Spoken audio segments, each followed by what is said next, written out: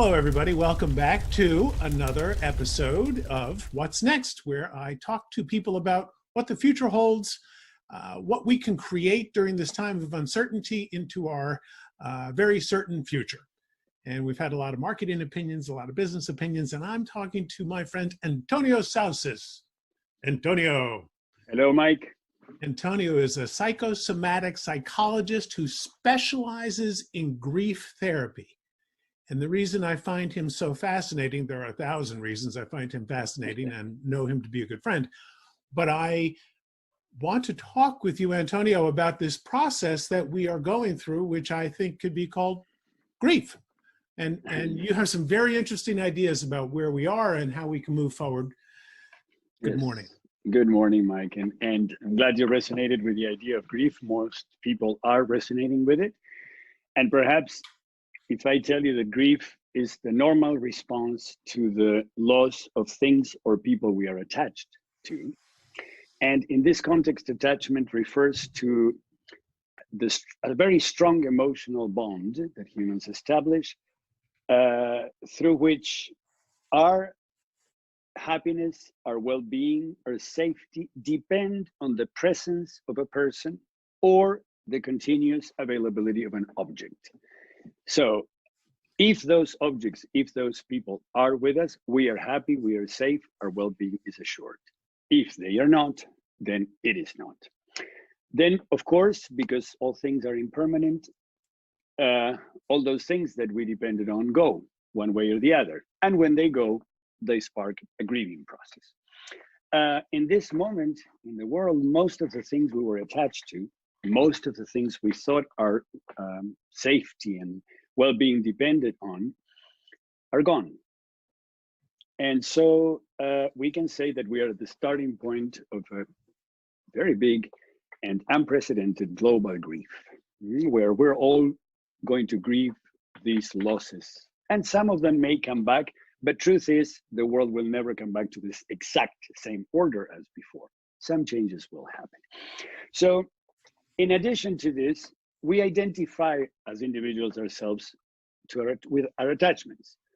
For example, when the Giants won, some of the San Francisco Bay Area, we say, we won. We were not playing there. They didn't pay us millions of dollars to be in the game. And we say, we won. So we naturally identify with those things or people we are attached to. And when they go, part of who we are is also gone. Only that we continue living, not very sure of who we are, of what this new reality is. And then we can use our feelings, our insights, our own reactivity during grief to understand who that new self is. Maybe you thought in your life you always wanted to talk to people, you have a very important loss, you see yourself isolated and not really wanting to talk to people and going within. So in the new identity that you're going to establish, would you like to be always the person that goes out and be with people? Or would you like to consider being with yourself more as when you were grieving, as when you discovered that you liked it, who you were, what worked? So, because this is the normal trajectory of a grieving process, I suppose that when we are somehow completed with this global grief process, a new world identity may arise. And so, for us to, in this moment, capture, acknowledge, become aware of what we're feeling, how is it feeling, what we like, what we don't like, can be then used as the basis to establish that new identity of the world. And so that is my hope. That's what I hope is going to happen. But interestingly enough, a grief therapist named Vicky Panakotakos, she has created a little process where she asks individual 4 questions, and then she gives the answers to those questions with some processing, and that document asking people, what do you like, what didn't you like, what would you bring back, what would you not bring back, serves as a little document for you to hold yourself accountable of what you saw, what you liked when you were grieving. And so I have this idea that it would be interesting that in this moment, because, I've been hearing a lot of people say, oh, I love not driving. Wow, I love now to have time for myself. Oh my God, it's so great not to have to dress in some way all the time. Oh, it's wonderful. I've been calling my friends that I haven't called for years, and now I can call them. So despite the lockdowns, despite the restrictions that we're going through because of the coronavirus, there's a lot of things that are sprouting as awareness, as things people understand, or that we are doing collectively. So, for example, we've been thinking of reducing the gas emissions in a such and such percent in such and such years. And now we reduced the gas emissions to 50% in just 2 weeks. So all that we thought we were not able, we could never do, that's impossible. We did it. Everything's possible. All of a sudden, everything's possible. Everything's possible. Correct.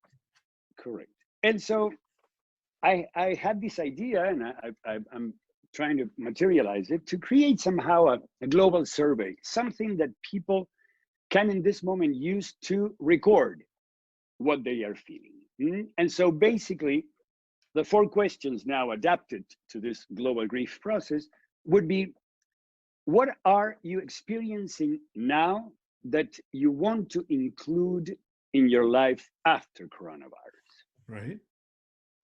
So the second question is, what are you experiencing now that you don't want to include in your life after coronavirus?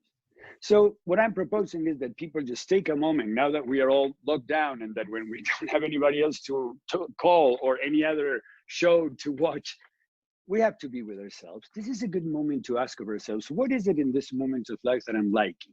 That after coronavirus, when things change, I would like to keep, I would like to not let go of. And what are the things I'm going through in this moment that I would not want to keep? So perhaps somebody can say, I would love to work less hours. I would like to not commute. I would like to see a clean air. And for example, I would not like to be restricted in my ability to have contact with others. I would not like to not be able to travel. So what are those things? And then on the other hand, the third and fourth question is more towards the pre-life, the pre-coronavirus life, and what we would bring back or not. So the third question is, what did you have in your pre-coronavirus life that you want to bring back to your life after coronavirus? And what did you have in your pre-existing life order or organization or feelings that you do not want to bring back? And so the idea would then be to have that a little bit as a document. When we are in that moment again, when we are deciding, okay, are we going to have as much travel as before or not? Are we going to rely on a healthcare system that somebody organizes and we have to pay, and if we didn't pay, what happens with testing? Are we going to understand an economic order of the world where consumerism is one of the most important things happening? Are we going completely back to that? Are we not? I was reading the other day, people in India can see the Himalayas for the first time because of the clean air and the huge pollution. And so, do I want to see every day what's the world around me or not? Or do I not want? So that was the idea that inspired this conversation. And I love it because it's through the process of grief, which I think many associate to be a bad, terrible process that's painful, where you're just grieving.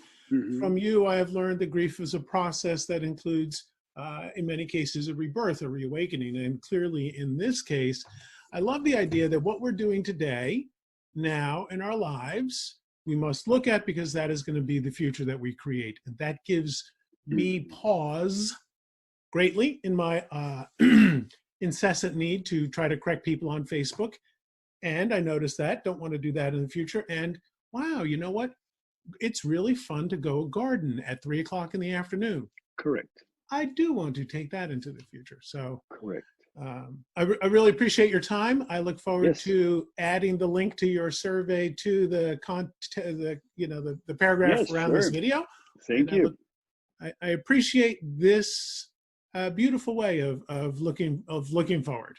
And thank you, Mike. Thank you. And thank you for what you're doing. It's a good idea to have someone saying, what are the ideas? You know, it is about recording these things, because unfortunately, when we go back to the life after coronavirus, a lot of things may change forever, and a lot of things we're going to push to bring back based on that idea of attachment. Right. So perhaps the most important thing is the spiritual truth that grief delivers through grief. I mean, delivered through grief, which is all things are impermanent. All things are impermanent, so will this situation be. I will take that as the final nugget in this conversation, because with all things being impermanent, we know that getting through this is something that we can do. Correct. Antonio Sausys, thank you so much for joining me, and I look forward to seeing you into the future.